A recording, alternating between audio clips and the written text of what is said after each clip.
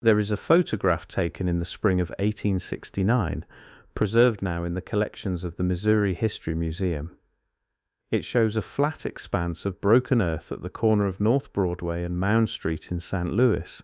Men with shovels stand in the foreground, and behind them, what remains of a structure 319 feet long, 158 feet wide, and 34 feet high. The flat top of it, which river pilots had used as a landmark for decades, is already gone. The terraced sides are caving. By April of that year it will be gone entirely, its fill loaded into rail cars and packed beneath the trackbed of the North Missouri Railroad.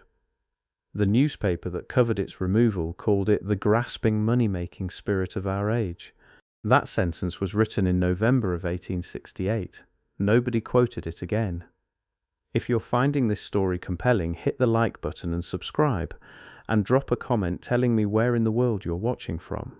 It means a great deal to know who is paying attention. What you are looking at in that photograph is not a hill, it is a mound, one of 25 that once stood along the north riverfront of St. Louis, and one node in the largest network of earthen monuments ever constructed north of Mexico.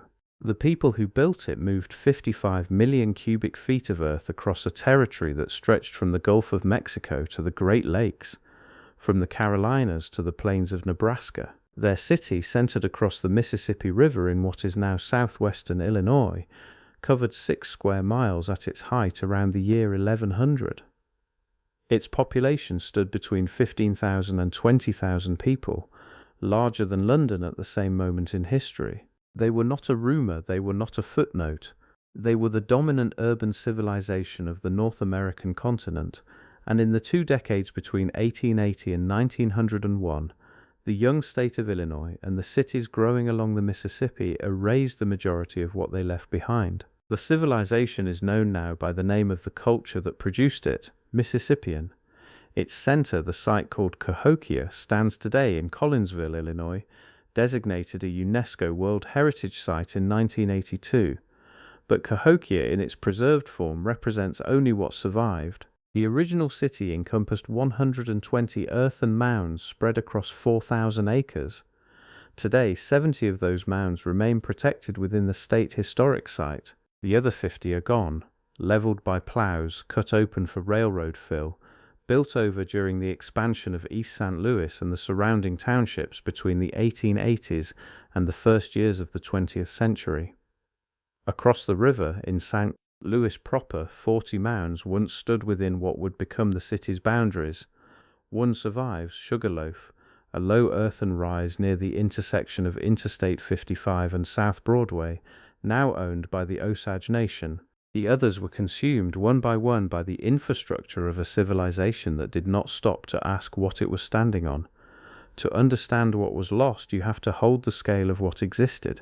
At its height around 1100 CE, Cahokia was a city with clearly defined zones, an administrative and ceremonial core, elite residential compounds, ordinary neighborhoods, and satellite villages radiating outward across the American bottom. The Grand Plaza at the city's heart covered nearly 40 acres of deliberately leveled and filled ground. Monk's Mound, the pyramidal platform at the plaza's northern edge, stood 100 feet high and covered 17 acres at its base, the largest earthen structure ever built in the pre-Columbian Americas north of Mexico, and comparable in volume to the Pyramid of the Sun at Teotihuacan. On its summit stood a large timber structure, likely the residence or ceremonial hall of the city's ruling authority. The view from its top would have taken in the full breadth of the city below, the plazas, the lesser mounds, the rows of houses arranged around open courtyards, the palisaded stockade walls that surrounded the central precinct. The people who built this were accomplished astronomers. To the west of Monk's Mound, a series of large timber posts formed a circular arrangement that archaeologists call Woodhenge. The posts were aligned to mark the solstices and equinoxes, and the sunrise observed from the central post on the spring equinox rises directly behind the summit of Monk's Mound. This was not coincidence. This was precision, embedded in the landscape at a scale that required generational planning and sustained institutional knowledge to maintain. The city's trade connections reached to every corner of the continent. Copper worked at Cahokia's Mound 34 came from the Lake Superior Basin in what is now Michigan. Marine shells used in burial rituals were brought from the Gulf of Mexico and the Atlantic coast. Mica arrived from the southern Appalachians. Chert for tool making was sourced from quarries in present-day Oklahoma. Smaller regional centers, such as the Dixon Mound site along the Illinois River in Fulton County, were drawn into Cahokia's orbit, exchanging food surpluses and labor for copper ornaments and shell necklaces that conferred social status across hundreds of miles of river corridor. This was not a collection of isolated villages. This was a system, economic, political, and ceremonial, operating at a continental scale.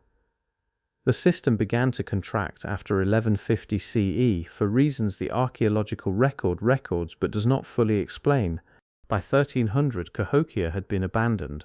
The mounds remained, the plazas were still readable in the terrain. The timber structures had rotted away, but the earthworks held their form through centuries of prairie growth and river flood. French explorers arriving in the 1670s found the mounds standing, used them as landmarks, noted them on maps. American settlers in the early 1800s found them still there, still prominent enough that the city of St. Louis was commonly called Mound City, a name that graced the fronts of dozens of businesses and civic organizations throughout the first half of the 19th century. The mounds were there, they were visible, they were documented, and then the decisions began. The decision to level Big Mound did not happen in secrecy. It happened in full public view, debated in the newspapers, opposed by a small number of citizens, and overridden by the logic of real estate and railroad expansion. The Daily Missouri Democrat published its protest on the 8th of November, 1868.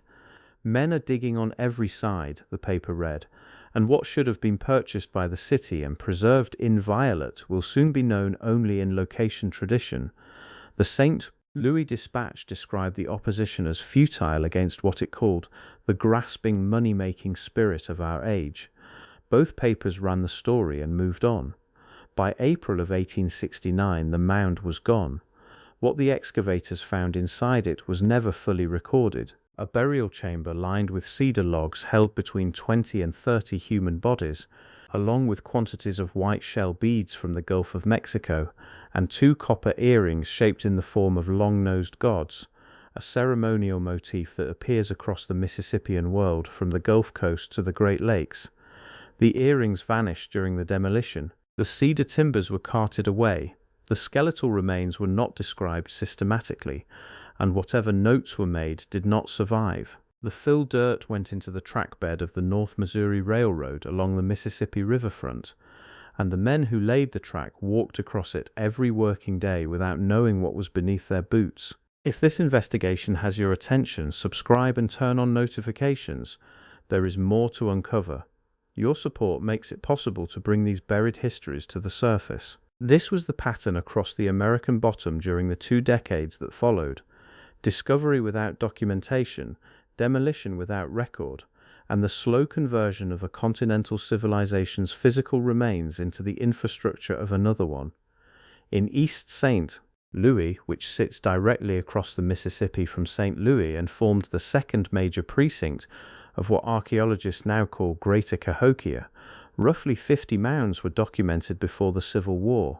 By the time railway construction and stockyard development reached their peak in the 1880s and 90s, the count had dropped to 7, 1 mound in the East St. Louis complex, which archaeologists designated as Feature 2000 when they encountered its lower layers during Interstate 70 construction in 2011, had its upper section removed in the 1870s to level ground for the National City stockyards. The stockyard workers did not know what they were grading. The mound they cut into had been built around 1100 CE. It had stood for 770 years before it met a steam shovel. The mechanism of erasure was not a single order from a single authority. It was the accumulated weight of thousands of ordinary decisions: where to grade a street, where to lay a rail line, where to dig foundations for a warehouse or a slaughterhouse, each one made without any requirement to ask what the ground contained. The earthworks of the Mississippian world had no legal protection. They had no institutional advocate.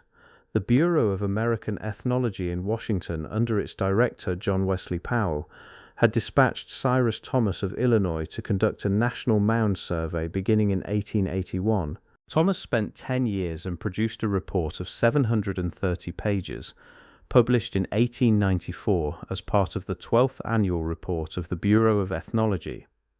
The report was detailed, serious, and genuine in its attempt to document what remained. It was also largely too late for the sites along the Mississippi corridor. By the time Thomas's field assistants were making their notes, the most significant concentrations of mounds in the East St. Louis and St. Louis precincts were already gone or actively being removed. The report recorded what was left and named what was missing. It did not stop anything. What the erasure concealed was not simply a collection of burial mounds. The physical record that survived at Cahokia proper, the 70 earthworks still protected within the State Historic Site, contains enough evidence to reconstruct the outer lines of the larger system. Monk's Mound, the central platform, required the movement of 55 million cubic feet of earth, carried in woven baskets by a coordinated labor force over the course of decades. The Grand Plaza beneath it covers nearly 40 acres of deliberately leveled and compacted ground. The city grid is oriented to the cardinal directions. The 4 Woodhenge circles of large timber posts were aligned to the solstices and equinoxes with a precision that required sustained observation across multiple generations of astronomical knowledge.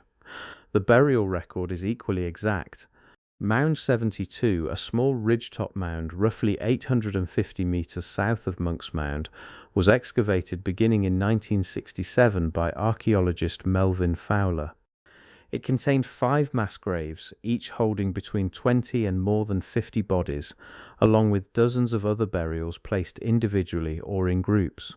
Fowler identified 270 bodies in total. At the center of the mound, 2 individuals had been laid on a platform of more than 20,000 marine shell disc beads, arranged in the shape of a falcon, a ceremonial motif known across the Mississippian world. Near them, 800 arrow points had been arranged in a deliberate pattern, their tips alternating direction. Around those central burials, the mass graves held young women between 12 and 25 years of age, placed in neat rows without marks of trauma. Evidence, physical anthropologist Kristin Hedman of the Illinois State Archaeological Survey concluded, of ritual killing, likely by strangulation. A separate pit held dozens of men, women, and children killed by violent means. Decapitations, arrow wounds, and fractures consistent with execution. The finger bones of some individuals were found in vertical position, as though they had been trying to claw upward through the sand when they were covered. This was not a peripheral site. This was the civic and ceremonial center of the largest city in pre-Columbian North America. The power that organized 55 million cubic feet of earth into a structured urban grid was the same power that organized the deaths at Mound 72. The evidence of both survived because Cahokia's core was farmland through the latter half of the 19th century, owned first by Trappist monks and then by the Ramey family, who plowed it but did not grade it. The mounds were there when serious archaeological attention arrived. The mounds in East St. Louis, Mitchell, and the surrounding townships were not. The 45 mounds of the East St. Louis precinct, the 26 of the St. Louis group, the satellite complexes at Dupo and Lebanon and Mitchell, these were the outer precincts of the same city. When archaeologists working on interstate highway construction in the early 1990s encountered Mississippian deposits in the East St. Louis alignment, they recorded what remained. The site report noted that urban and industrial development had both destroyed and preserved the deposits, destroying through demolition and grading, preserving accidentally through the layers of fill that buried what the 19th century left behind. In the CSX transportation rail yard, coring samples revealed fill closely resembling the engineered soil layers inside the mounds themselves. The rail yard had been built on top of mound material. The mounds had not entirely vanished, they had been converted. Their substance had become the ground beneath a working freight line, carrying cargo above the compressed remains of a civilization that built cities when London held fewer people than Cahokia. The only mound left standing in St. Louis today is Sugarloaf, a low earthen rise above the Mississippi roughly 4 miles south of the Gateway Arch, between the interstate and the river.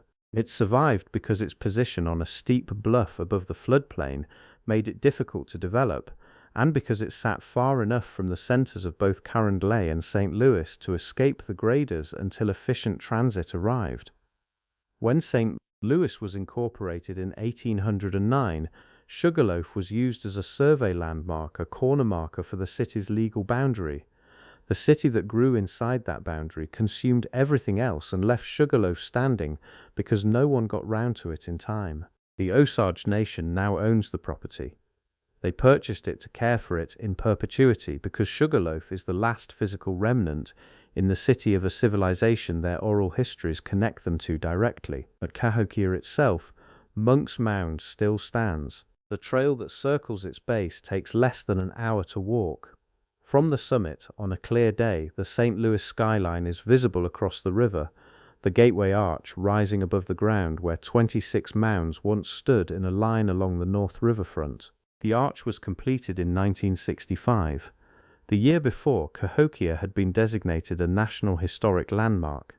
The year after the arch opened, the historic site designation for Cahokia was formally confirmed. The two structures now face each other across the Mississippi, one built in 4 years to celebrate westward expansion, the other built across generations to anchor a civilization that westward expansion erased. The ground between them holds what the record never fully captured: the burials that were not documented, the mound fill that went into railroad beds, the copper earrings shaped like long-nosed gods that disappeared during the demolition of Big Mound, and have not been accounted for since. The ledger of what was removed does not close, it simply stops, the way all incomplete records stop, somewhere in the middle of a sentence that no one finished writing.